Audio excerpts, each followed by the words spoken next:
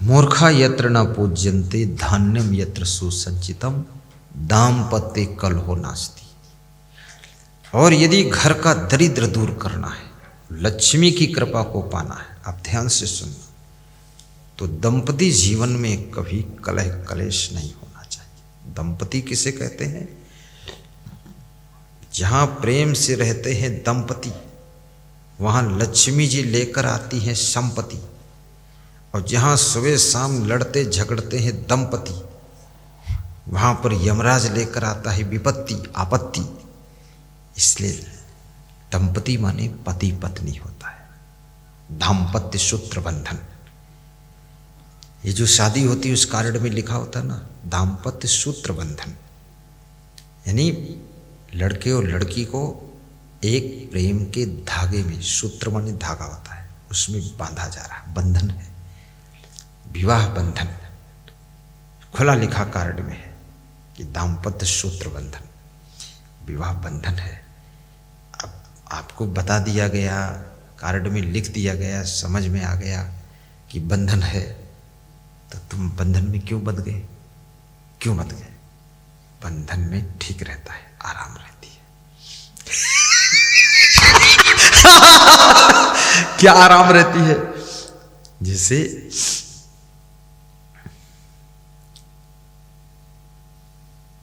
जो बंधन में रहता है ना, गृहस्थ बंधन में हो, चाहे गुरु के बंधन में हो, चाहे पति पत्नी एक दूसरे के बंधन में हो, चाहे आप माँ बाप के बंधन में हो, चाहे सास ससुर के बंधन में हो, बंधन में मनुष्य जो है सुधर कर रहता है, कंट्रोल में रहता है, बेकंट्रोल नहीं होता है। इसलिए बंधन फायदा करता है। अगर आजाद हो गए ना और समझ बूझ नहीं है, तो आजाद व्यक्ति पूरा बर्बाद हो जाता है। आजादी बनाम बर्बादी। इसलिए ये बंद। एक सज्जन कह रहे थे कि अरे क्या करें, बाल बच्चे हैं और पत्नी है, नहीं तो हम 2-4 मर्डर तो कर ही देते, 2-4 मर्डर। अब पत्नी के बंधन में, इस राजस्थान आश्रम में एक बार 6, 7, 8 साल पहले मैं उस वाली कुटिया में रहता था। वहां तो इधर नाहरगढ़ तरफ से 2 बच्चों को लेकर पति पत्नी आए। तो उस दिन मैं खाली भी था, तो मिले, और मिलने ही आए थे, कुछ दुख दर्द सुनाने। तो बोले गुरुजी दुख तो बहुत है, लेकिन अब बंधन में हूं, क्या करूं? तो पति बोला मेरा तो मन होता है घर बार और पत्नी वत्नी छोड़कर अब कहीं भाग जाऊं, आत्महत्या कर लूं। तो हमने कहा तो मेरे से क्यों बताते, उधर ही कर लेते। बोले आपसे इसलिए बता रहा हूं कि मैं बच्चों को जब देखता हूं तो सोचता हूं मैं अगर मर जाऊंगा तो इनका क्या हाल होगा। अब इनके भी मोह में गुरुदेव बंधा हूं। अब बच्चों के मोह का बंधन बाप को आत्महत्या से बचा लेता है, ये समझना। तो उनकी स्त्री बोली कि मैं तो पूरा जिंदा नहीं रहना चाहती, इतना तंग हो गई हूं इस घर में, मैं बहुत दुखी हूं, मैं तो जहर पी लूं ऐसी इच्छा होती। तो हमने कहा तो तुमने क्यों नहीं पिया आज तक? मैं थोड़ा मजेदार भी हूं, पूछा मैंने क्यों नहीं पिया? तो उसने कहा पिया क्या, तुम्हारा प्रवचन भी सुनती हूं और ये पतिदेव भी सुनते हैं, तो तुम बताते हो आत्महत्या करना महापाप, तो महापाप कैसे करें? फिर ये छोटे छोटे बच्चों को देखती हूँ, फिर अपने पति के प्रेम को भी देखती हूँ, तो सोचती हूँ कि अब इनके सबके प्रेम बंधन में चाहे रोकर जीऊं या दुख में जीऊं, लेकिन अब आत्महत्या नहीं करेंगे। गुरु जी का ज्ञान भी मिल गया है। गुरु जी के अगर भक्ति के बंधन में तुम हो, लक्ष्मण जी भक्ति के बंधन में, तो याद रखना ये गुरु जी के भक्ति का बंधन भी तुमको न जाने कितने पापों से बचाएगा, न जाने कितनी बुराइयों से बचाएगा। इसलिए बंधन फायदा करता है। आजाद मत रहना। तुम संसारी हो तो तुम पति पत्नी आपस में प्रेम के बंधन में रहो, बच्चों के मोह के बंधन में रहो। तब तुम अपने बच्चों के ऊपर करुणा करोगे कि अरे बच्चे हैं, दारू पीऊंगा तो सब बर्बाद हो जाएगा, बच्चों का लाइफ बिगड़ेगा। कम से कम उनके मोह में ही दुर्गुण छूट जाए, या गुरु के ज्ञान के बंधन में आ जाओ। तो भी तुम्हारे दुर्गुण दूर हो जाए तो कल्याण हो जाएगा। इसलिए गुरु का बंधन भी जरूरी है। कितने लोगों से मैं कहता हूँ गुरु मंत्र ले लो, बोलते हैं अभी कुछ दिन के बाद लूँगा। तो कब लोगे? बोले थोड़ा उम्र ढल जाने दो। तो अभी क्या बात है, अच्छी उम्र में क्या प्रॉब्लम? बोले प्रॉब्लम क्या है, इसमें थोड़ा बंधन है भक्ति में। तो हमने कहा क्या बंधन है? अरे बोले फिर सब त्याग करना पड़ेगा। तो हमने कहा बंधन के लिए ही तो भक्ति करने को कह रहा हूँ।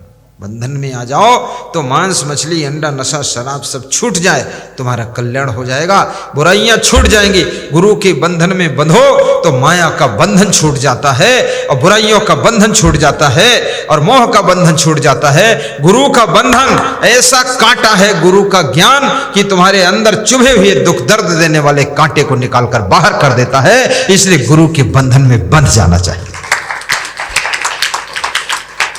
गुरु मंत्र भी लेना चाहिए। गुरु भक्ति ले लो, गुरु मंत्र ले लो। कान में सुना दूंगा खुसर फुसर खुसर फुसर।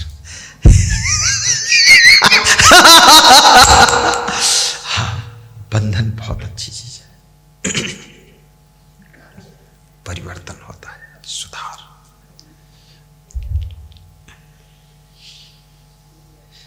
गुरु हमारे इष्ट हैं, तन मन धन से रक्ष, निज स्वरूप को बोध दे, कीन्ह्यो जीवहि सोच। उपकारिन में उपकार गुरु, दानिन में गुरु दान, रक्षक में रक्षक गुरु, गुरु समयन रक्षक में रक्षक गुरु, गुरु समय।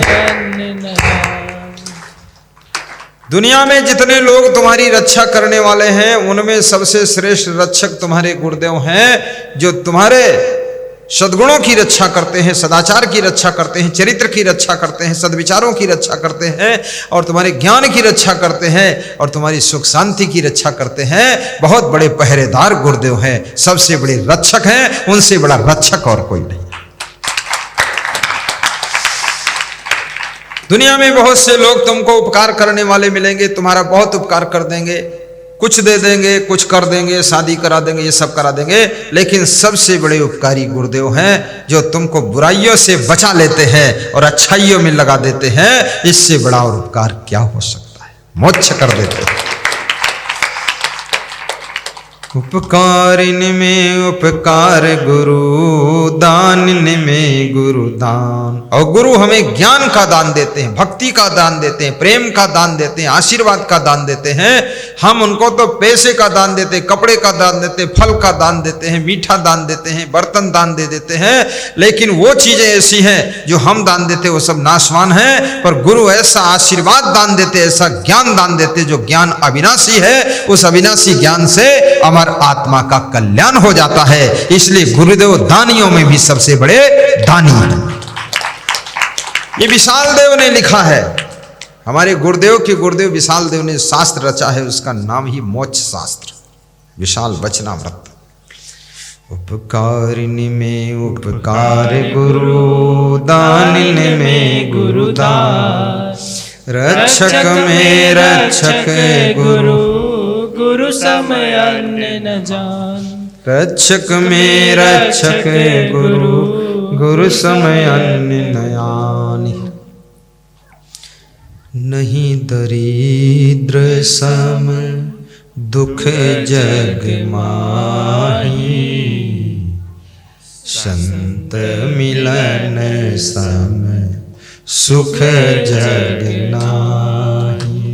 संत मिलन सम सुख जग नाही, नहीं दरिद्र सम दुख जग माही। संत मिलन, संत दर्शन, संत कृपा, इससे बड़ा संसार में कोई सुख नहीं। प्रथम भगत संतन कर संगा।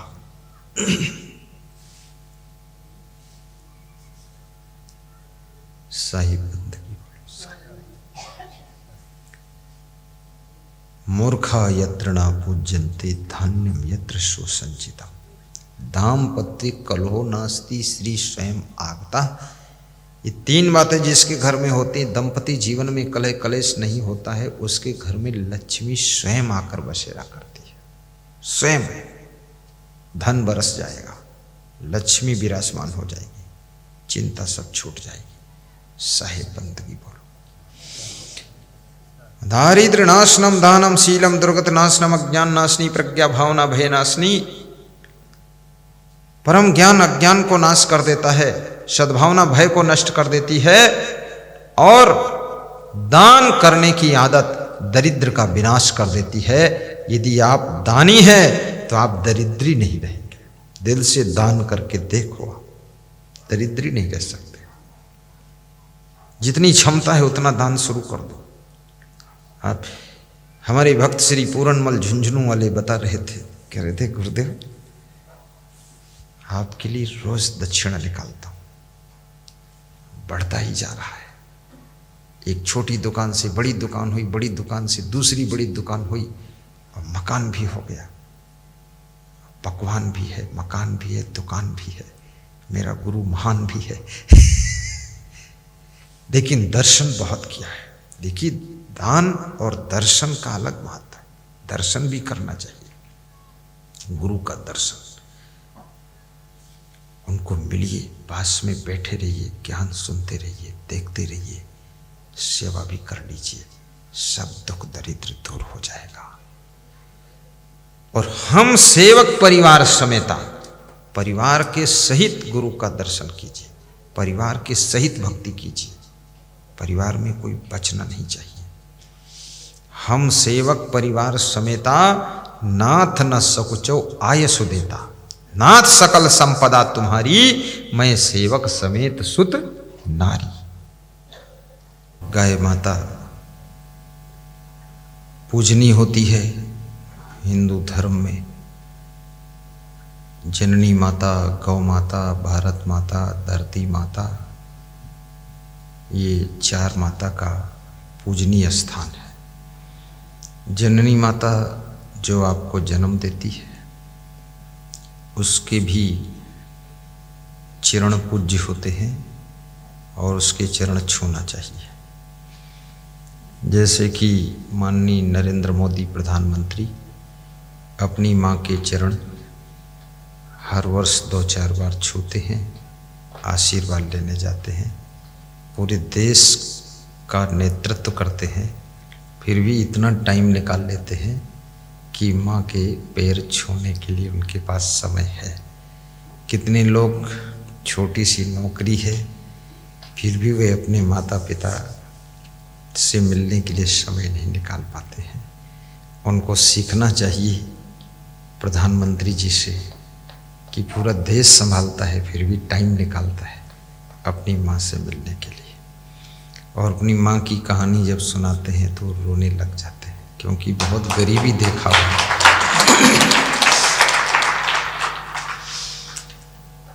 दूसरी माता गौ माता है।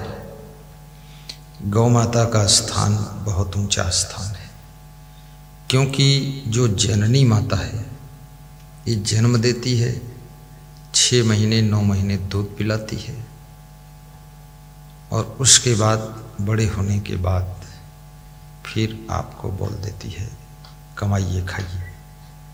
पर ये गौ माता जिंदगी भर दूध पिलाती है, तो इसका स्थान बहुत ऊंचा है। ये बोलती कुछ नहीं गौ माता। जननी माता तो बोलती भी है,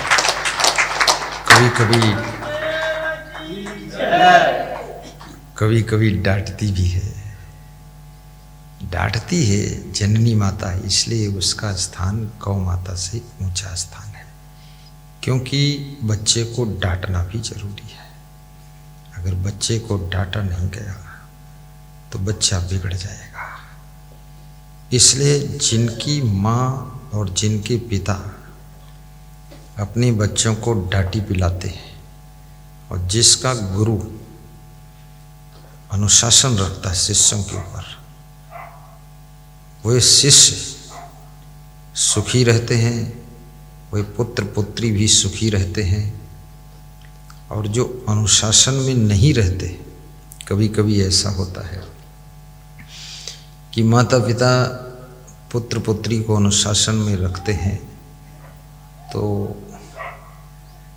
पुत्र धमकी देता है कि ज़्यादा तुम डांटोगे तो हम जहर खा लेंगे, मर जाएंगे। इस डर से कोई डांटता नहीं, डांटना बंद कर दिया लोगों ने, डर गए कि मर जाएगा, जिंदा रहने दो इस गधा को, कोई बात नहीं है। तो वो गधा जिंदा तो रहता है लेकिन मनुष्य नहीं, वो गधे जैसा ही रहता है, कोई काम का नहीं रह जाता है।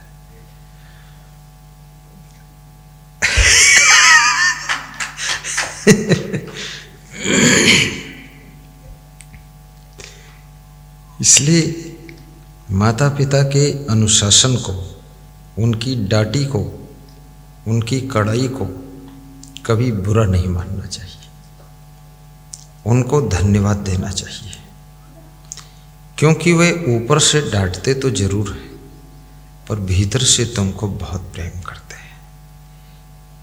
माता पिता उसी को डांटते हैं जिसको ज़्यादा प्रेम करते हैं, और जिससे उनका चित्त हट जाता है तो उसको डांटते भी नहीं है और दिल से चाहते भी नहीं है कि जैसा करे करने तो दुष्ट को, कोई बात नहीं। गुरु जिस शिष्य पर ज़्यादा नज़र रखता है तो समझ लेना वो शिष्य जरूर महान बनेगा। और जो शिष्य चाहता हमारे ऊपर गुरु जी अनुशासन न करें, हमको लल्लू राम बनाए, लल्लू, लल्लू का मतलब है सोराते रहें, आ जाओ लल्ला, आ जाओ चेला, ले ले ले ले बर्फी खा ले, लल्लू लल्लू।